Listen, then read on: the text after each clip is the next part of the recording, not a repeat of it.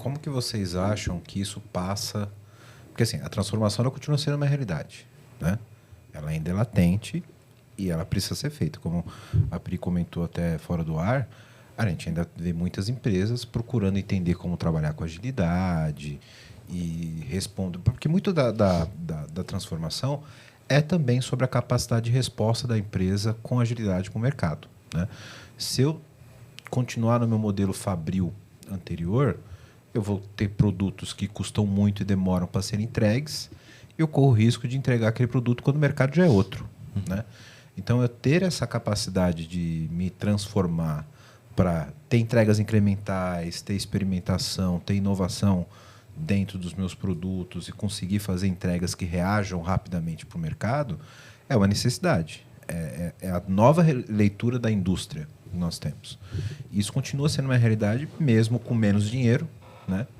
E isso continua mexendo com a cultura das empresas. Perfeito. Como que a gente lida com isso no cenário atual?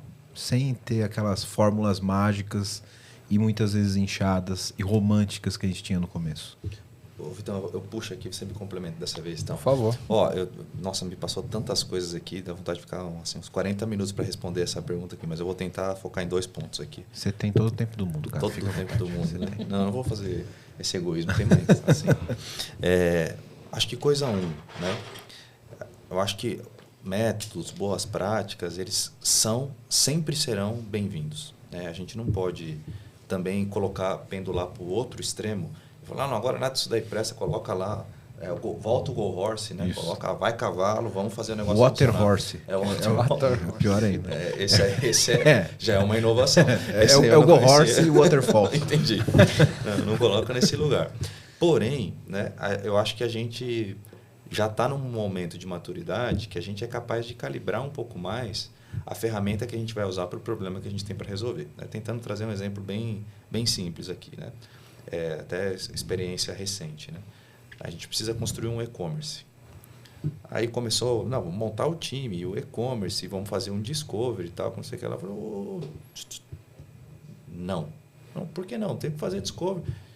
Quem não me conhece, né? Eu sou da área de experiência do cliente, né? É o negócio que eu falei, gente, e-commerce, isso daí, 90% disso daí é igual em todos os lugares do planeta. A gente contratou a melhor ferramenta de e-commerce que tem aqui, que é brasileira, por acaso, né? Contratou isso aqui, é bom pra caramba. Por que a gente vai fazer discovery e tal? Põe esse negócio para rodar. Aqui no meio do caminho a gente vai descobrir que ajuste que precisa ser feito. Em vez de ficar 6 meses fazendo descoberta e depois mais 2 meses implementando, em 1 mês põe esse negócio para rodar, vai funcionar. Acredita em mim. Funcionou. Então, o que traz isso de elemento? Agora, traz pra gente.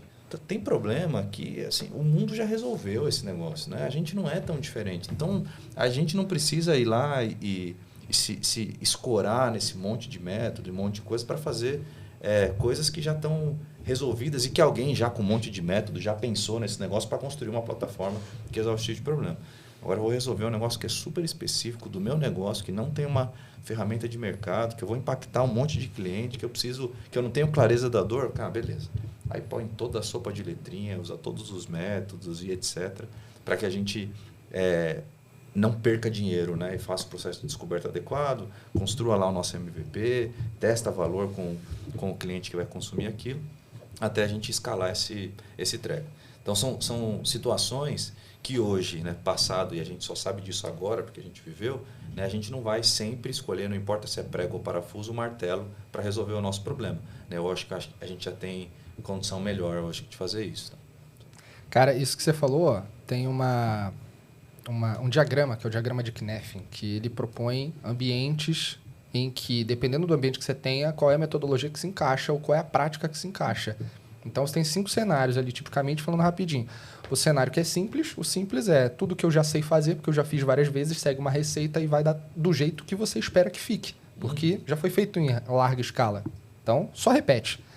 Tem um cenário que é o complicado.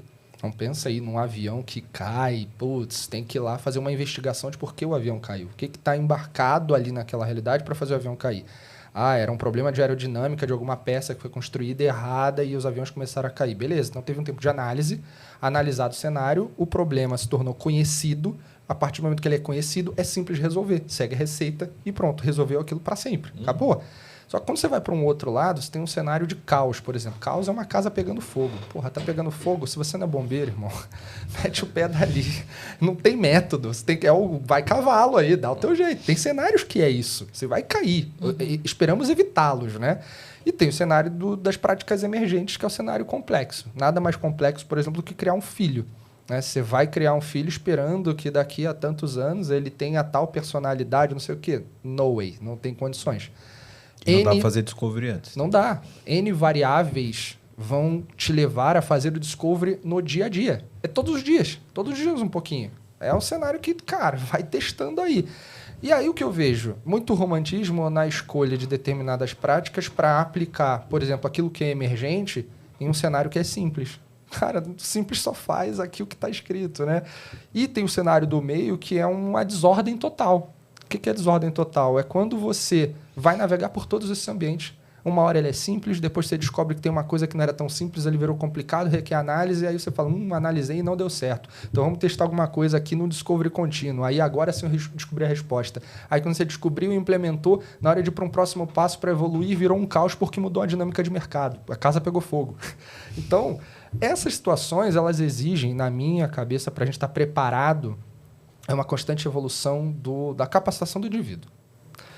A gente precisa ter pessoas preparadas para lidarem com todos os cenários e não aquele que é pronto para lidar somente com práticas emergentes.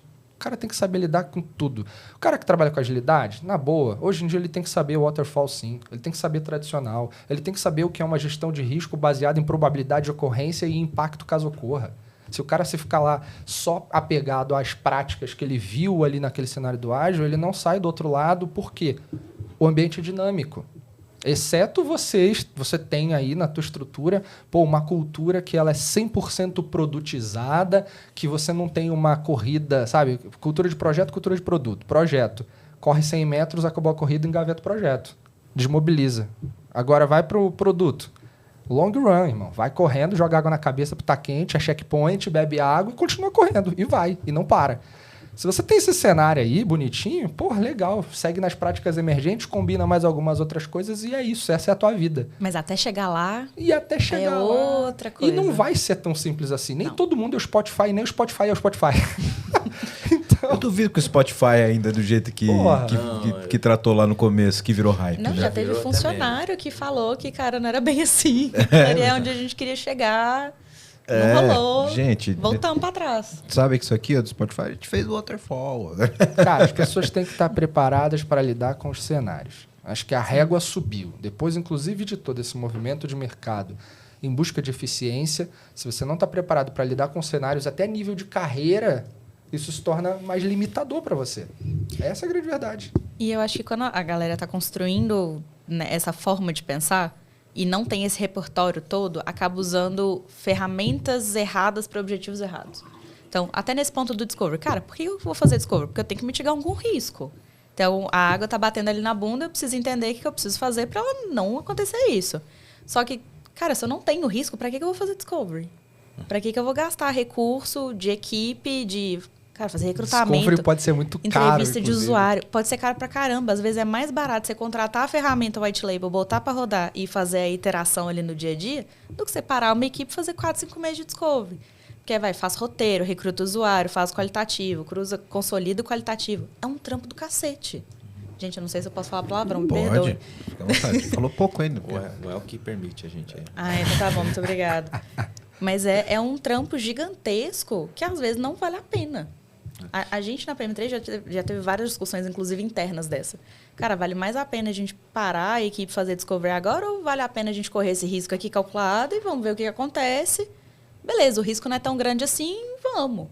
Mas a gente vê muitas equipes, até de cliente nosso, de parceiro nosso, que essa escolha ela não é tão clara. E fica uma coisa, cara, não, mas como que eu não vou fazer discovery? Eu estou fazendo um negócio novo, como que eu não vou passar por um processo de pesquisa? Então, até isso eu acho que é um pouco de mudança cultural da pessoa aceitar que, cara, não precisa. Tá tudo certo. Tem verdade. Várias outras formas de eu fazer isso, mas não chegou nesse nível do, às vezes, repertório técnico da pessoa. Ela não sabe como é que ela soluciona aquilo de outra forma. Então, até ir criando isso dentro da equipe, também é uma curva de aprendizado que ela não é necessariamente pequena.